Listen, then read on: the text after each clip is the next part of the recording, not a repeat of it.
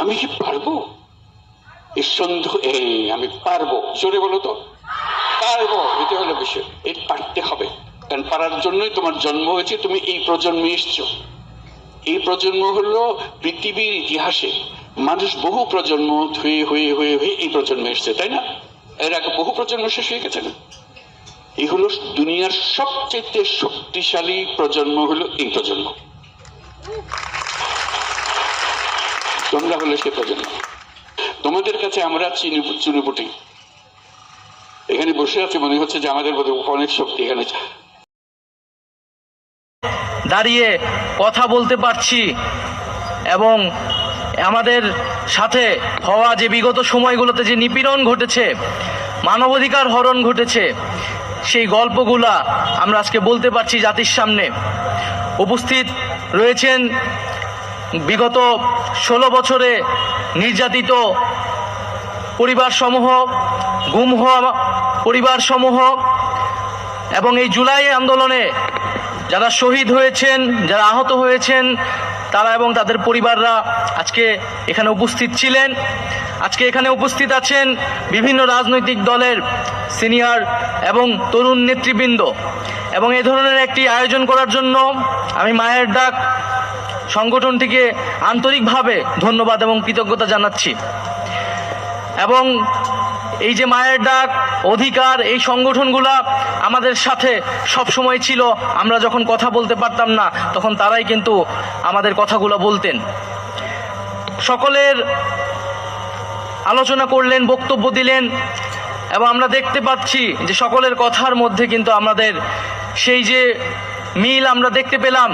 কারণ আমরা সকলেই বিগত 16টা বছর ধরে, 15টা বছর ধরে আমরা নিপীড়িত হয়েছি, নির্যাতিত হয়েছি। ফলে মজলুমের কোনো দল হয় না। আজকে সকল মজলুম আমরা এক পাটাতনে দাঁড়িয়েছি। এবং আমরা মনে করি এই যে আমরা যারা নিপীড়িত হয়েছি, এই নিপীড়িত পরিবার, নিপীড়িত মানুষগুলো, আমাদেরকে সবসময় ঐক্যবদ্ধ থাকতে হবে। আমাদের দল মত আদর্শ ভিন্ন হতে পারে, রাজনীতি ভিন্ন হতে পারে, কিন্তু এই নিপীড়িত পরিবারগুলোকে, নিপীড়িত মানুষগুলোকে আমাদের এক থাকতে হবে। এবং সেই এক থাকার জন্য একটি জাতীয় মঞ্চ আমাদের গঠন করা প্রয়োজন বলে আমি মনে করছি। প্রিয় বন্ধুগণ, সকলের কথা এসেছে যে আমাদের মানবাধিকার হরণ করা হয়েছিল বিগত সময়গুলোতে, গণতন্ত্রকে হত্যা করা হয়েছিল, এবং যত দুঃশাসন, লুটপাট, দুর্নীতি হয়েছিল তার তালিকা করলে শেষ হবে না। সকলেই সেই কথা বললেন। এবং আমরা জানি কার এই সকল ঘটনার সাথে কে বা কারা জড়িত ছিল।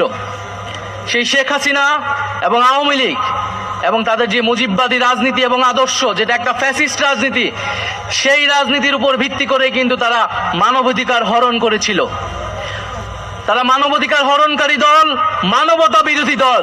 এবং পুরো বিশ্বে আমাদেরকে এটি বারবার বলতে হবে, এবং শুধু বাংলাদেশে নয়, পুরো বিশ্বকে এটা বলতে হবে যে আওয়ামী লীগ একটি মানবতা বিরোধী দল, এবং এই অপরাধের শাস্তি, সর্বোচ্চ শাস্তি হতে হবে।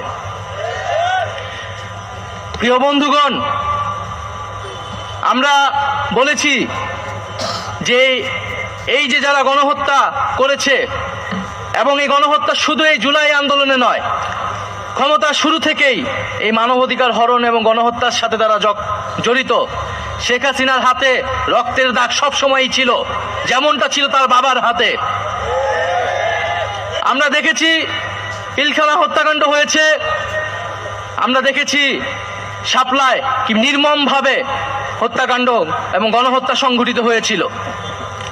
এবং এই সর্বশেষ এই জুলাই মাসে ছাত্র জনতার উপরে গণহত্যা সংঘটিত হয়েছিল। এবং আমরা দেখেছি যে শেখ মুজিব যখন ক্ষমতায় ছিলেন, সে একইভাবে বাকশাল কায়েম করে মানবাধিকার এবং গণতন্ত্রকে হরণ করে এবং হত্যা করেছিল। ফলে একটি দল ইতিহাসে যখন দুইবার সুযোগ পেল, এবং সুযোগ পাওয়ার সাথে সাথেই তারা বারবার মানবাধিকার হরণ করেছে, গণহত্যা হরণ করেছে, তার রাজনীতি করার বিষয়ে আর কোনো ধরনের দ্বিধা আমাদের কেন থাকবে? আওয়ামী লীগের বিদায় হয়ে গিয়েছে। আওয়ামী লীগকে পুনর্বাসন কারা কারা করবেন বা করতে চান, এখন সেইটা হচ্ছে আলোচনার বিষয়। যারা করতে চান জনগণ তাদেরকেও গণশত্রু হিসেবেই চিহ্নিত করবে এই বাংলাদেশে। ফলে সকলের কাছে আহ্বান থাকবে যে আওয়ামী লীগের বিদায় হয়ে গিয়েছে, এখন প্রশ্ন বিচারের মধ্য দিয়ে আমরা সমাজে ন্যায় বিচার কায়েম করব। যারা নিপীড়িত হয়েছে তাদের কাছে আমরা ন্যায় বিচার, আমাদের যে প্রতিশ্রুতি ছিল সেই প্রতিশ্রুতি আমরা পালন করব। ফলে আমরা যারা নিপীড়িত হয়েছি সকলের একটাই ঐক্যের জায়গা এখন যে বিচার। আমরা এই যে ফ্যাসিস্ট রাজনীতি হয়েছে, গণহত্যা হয়েছে, তার বিচারের জন্য আমরা কাজ করব। এবং আজকে এখানে যেহেতু বিভিন্ন রাজনৈতিক দলের নেতৃবৃন্দরা রয়েছেন, খুবই দুঃখের সাথে বলতে হচ্ছে এবং আপনাদের প্রতি আহ্বান থাকবে যে বিভিন্ন জায়গায় এই যে শহীদ পরিবারের করা মামলাগুলো, সেই মামলাগুলো নিয়ে মামলা বাণিজ্য হচ্ছে এবং এটি আমাদের খুবই দুঃখের বিষয়। আমাদের এই শহীদ পরিবারগুলো কিন্তু আমাদের আবেগের জায়গা এবং সেই মামলাগুলোকে নিয়ে যারা মামলা বাণিজ্য করছেন, আপনাদের প্রতি আহ্বান থাকবে আপনারা দলে কঠোর হবেন। কোনো দলের কর্মী যাতে এই ধরনের অপকর্মের সাথে জড়িত হতে না পারে। যারা মামলা বাণিজ্য করছে, যারা চাঁদাবাজি করছে, যারা আওয়ামী লীগকে পুনর্বাসনের চেষ্টা করছে, তাদের বিরুদ্ধেও কিন্তু ছাত্র জনতা ঐক্যবদ্ধ আছে। ফলে প্রিয় বন্ধুগণ, আজকে বাংলাদেশ একটি নতুন ইতিহাসের পাটাতনে দাঁড়িয়েছে। আমরা আজকে এই আন্তর্জাতিক মানবাধিকার দিবসে স্মরণ করছি আমাদের সকল শহীদদের, আমাদের সীমান্তে যে শহীদ হয়েছে এত বছর ধরে আমাদের ভাই ও বোনেরা, সেই শহীদদের আমরা স্মরণ করছি। এবং আমরা ভারতকে বলেছি যে এটা আওয়ামী লীগের বাংলাদেশ নয়, এটা শেখ হাসিনার বাংলাদেশ নয়। বাংলাদেশ আত্মমর্যাদা নিয়ে দাঁড়িয়েছে, রক্তের উপর দিয়ে দাঁড়িয়েছে। ফলে ন্যায্যতা ও সমতার ভিত্তিতে বাংলাদেশের সাথে কথা বলতে হবে এবং সম্পর্ক স্থাপন করতে হবে। ফলে আপনারা এখনো যারা ভারত সরকারে রয়েছেন, ভারতের শাসক গোষ্ঠী রয়েছেন, এই যে সীমান্তে হত্যা হচ্ছে, আপনারা যদি মনে করে থাকেন এই সীমান্তে হত্যা করে বাংলাদেশকে প্রেসার ক্রিয়েট করবেন, তাহলে আপনারা ভুল ভাবছেন। আমরা শেখ হাসিনাকে বলেছিলাম, শেখ হাসিনা যখন আমাদের সংলাপের আহ্বান জানিয়েছিল, বলেছিল গণভবনের দরজা খোলা আছে। আমরা বলেছিলাম আমরা গণভবনে যাব, কিন্তু সংলাপের জন্য নয়, শেখ হাসিনাকে উৎখাত করার জন্য। এবং আমরা উৎখাত করার জন্য গিয়েছিলাম। আজকে সীমান্তকে যদি সুরক্ষা করতে হয়, তাহলে আমরা সীমান্তও কিন্তু ছুটে যাব। তাই আমরা বলতে চাচ্ছি, বাংলাদেশকে নিয়ে যে অপপ্রচার চলছে পুরো পৃথিবীতে, এই অপপ্রচার বন্ধ করুন। মিথ্যা দিয়ে আপনারা এই বাংলাদেশকে বিশ্বের বুকে কোনো নেতিবাচকভাবে উপস্থাপন করতে পারবেন না। এই জুলাই অভ্যুত্থানে হিন্দু মুসলমান এক হয়ে আমরা লড়াই করেছি। সংখ্যালঘু সম্প্রদায়ের অনেক মানুষ এই শেখ হাসিনার সন্ত্রাসী বাহিনী হাতে কিন্তু শহীদ হয়েছে। অথচ আমরা দেখেছি যে ভারত কিন্তু তখন এই আওয়ামী লীগকে কিছু বলে নাই। বিগত আওয়ামী লীগের সময়ে সংখ্যালঘু সম্প্রদায়ের উপরে বারবার হামলা হয়েছে, কোনো ধরনের বিচার হয় নাই এবং আওয়ামী লীগের লোকেরা এই ধরনের হামলা এবং সম্পদ দখলদারিত্বের সাথে জড়িত, কিন্তু ভারত কোনো কথা বলে নাই। তাই আমার দেশের সংখ্যালঘু সম্প্রদায়কে বুঝতে হবে যে আওয়ামী লীগ ছিল একটা সাম্প্রদায়িক দল, সংখ্যালঘু নির্যাতনকারী দল, এবং ভারত তাকে সবসময় সমর্থন করে গিয়েছিল।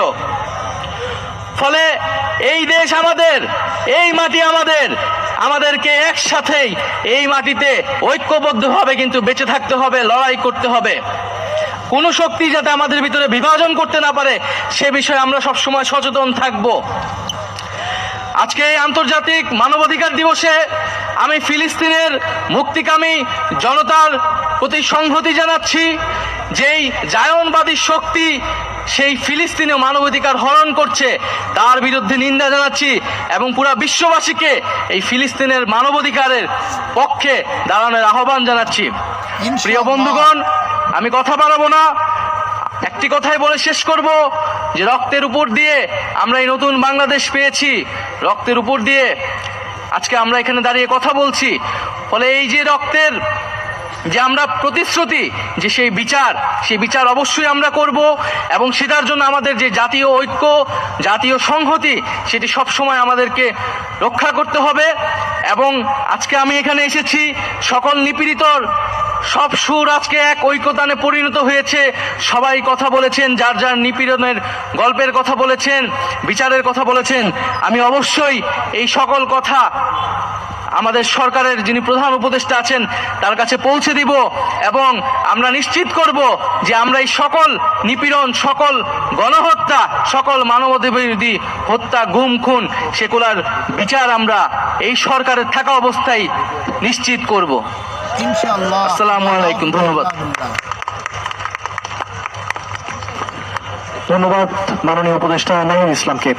আমরা নতুন ব্লুপ্রিন্ট সে তৈরি করছে। আজকের এই মানবাধিকার দিবসে আমরা বলতে চাই, সেই 2006 সালের 28 অক্টোবর থেকে শুরু করে পিলখানার হত্যাকাণ্ড, হেফাজতের হত্যাকাণ্ড, তারপরে বাংলাদেশের ইসলামী আন্দোলন নেতৃবৃন্দকে বিনা অপরাধে সাজানো মামলা, সাজানো সাক্ষী, সাজানো বাদী, সাজানো বিচারক দিয়ে নির্মমভাবে জুডিশিয়াল কিলিং করা হয়েছে। তারপর জুলাই আগস্টের অভ্যুত্থানে 2000 ছাত্র জনতাকে খুন করা হয়েছে, 40,000 ছাত্র জনতা আহত হয়েছে। এই গুম খুনের বিচার বাংলাদেশে না হলে আমাদের এই আন্দোলন, এই ত্যাগ, নতুন বাংলাদেশ নির্মাণের স্বপ্ন ব্যর্থ হয়ে যাবে। আমি প্রশ্ন করতে চাই, বাংলাদেশ নামক রাষ্ট্রে একটি মানবাধিকার কমিশন আছে। এই 17-18 বছরের কালো যুগে যত খুন, গুম, ক্রসফায়ার হয়েছে, মানবাধিকার কমিশন তার কি বিচার করেছে? বাংলাদেশের সংবিধানে কমিশনকে এখতিয়ার দেওয়া হয়েছে, তারা সরকারের কাছে, স্বরাষ্ট্র মন্ত্রণালয়ের কাছে অভিযোগ করতে পারে, বিচারের জন্য তারা উদ্যোগ নিতে পারে। তারা করেনি। এই কমিশন ফ্যাসিবাদের দোসর ছিল। আজকে নতুন বাংলাদেশ হতে যাচ্ছে। আমরা মনে করি আমাদের এই ফ্যাসিবাদ থেকে মুক্তি পেতে গেলে, আমাদের নতুন বাংলাদেশ নির্মাণের জন্য আমাদের প্রাণের সন্তানের যে জীবন দিয়েছে সেই রক্তের দায় শোধ করতে গেলে আগামী জাতীয় নির্বাচনের পূর্বে আমাদের এই 24-এর অভ্যুত্থানের যে চেতনা, সেই চেতনা ধারণ করে একটি জাতীয় ঐক্যের মধ্য দিয়ে নির্বাচনী কৌশলে আওয়ামী লীগকে রাজনীতি থেকে বিদায় দিতে হবে।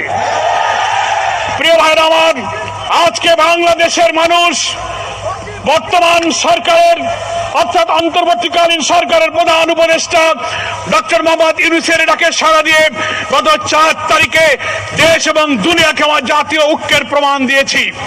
আমরা সরকারকে বলতে চাই, সরকারের অভ্যন্তরে, প্রশাসনে, judiciary, civil administration, police administration, every sector of our society, যেখানে ফ্যাসিবাদের দোসররা আজও ঘাপটি মেরে বসে আছে, এদের থেকে প্রশাসনকে পরিচ্ছন্ন না করলে অবাধ নির্বাচন হতে পারে না।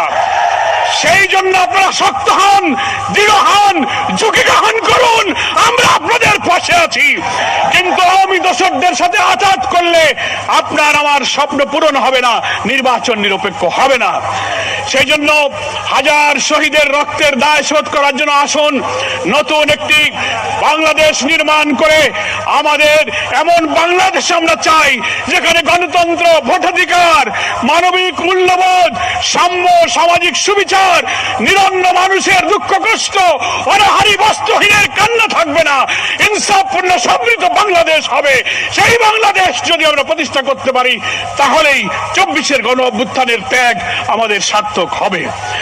মায়ের ডাক, আজকে বাংলাদেশে যে ডাক দিয়েছেন, আজকে অশ্রুসিক্ত স্ত্রীদের কান্না, পিতাহারা সন্তান, স্বামীহারা বিধবা স্ত্রী, পরিবারের লোকেরা যে ভারাক্রান্ত পরিবেশ তৈরি করেছে চোখের পানি ছেড়ে, আমি মনে করি সরকার, জাতীয় নেতৃবৃন্দ, দেশবাসী আসুন, কোন অপপ্রচার, কোন ষড়যন্ত্র, কোন বিদেশি চক্রান্তের মাথা নত না করে আমরা একটি সাহসী সংগ্রামে জাতীয় ঐক্য গড়ে তুলে জাতীয় নির্বাচনের গণতান্ত্রিক পথে আমরা আওয়ামী লীগকে চিরবিদায় করে দিই। সকলকে ধন্যবাদ জানিয়ে এক্ষুনি মাগরিবের আজান হবে।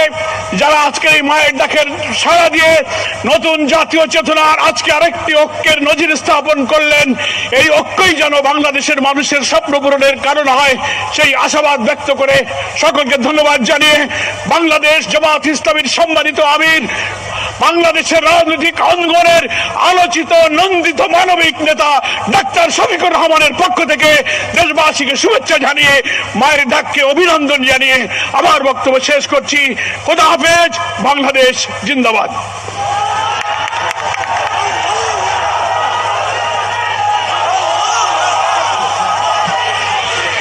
ধন্যবাদ। বাংলাদেশ জামায়াতে ইসলামীর সেক্রেটারি বিপক্ষে যদি কারো কোনো বক্তব্য থাকতো তাদেরকে আলাদা করে ডেকে নিয়ে গেস্ট রুমে অবর্ণনীয় অত্যাচার করা হতো। সে অত্যাচার সয়ে এই বিশ্ববিদ্যালয়ের দিনগুলো আমাদের গত হয়েছে। আমার মনে পড়ে তুমি মানুষ, যতক্ষণ তুমি ইনসাফের পক্ষে ততক্ষণেই তুমি জুলুম, অত্যাচার, পরাধীন। যিনি সুদূর লন্ডন থেকে আমাদের উদ্দেশ্যে তার গুরুত্বপূর্ণ বক্তব্য পাঠিয়েছেন, এই মুহূর্তে আমি বক্তব্য রাখতে আমন্ত্রণ জানাচ্ছি বিএনপি স্থায়ী কমিটির সদস্য ডক্টর আব্দুল মঈন খানকে। ডক্টর আব্দুল মঈন খান। কেন সব 15 বছরের ফ্যাসিবাদের সরকারের পতনের যে এক দফা দাবি উঠেছিল একজনের কণ্ঠে, যা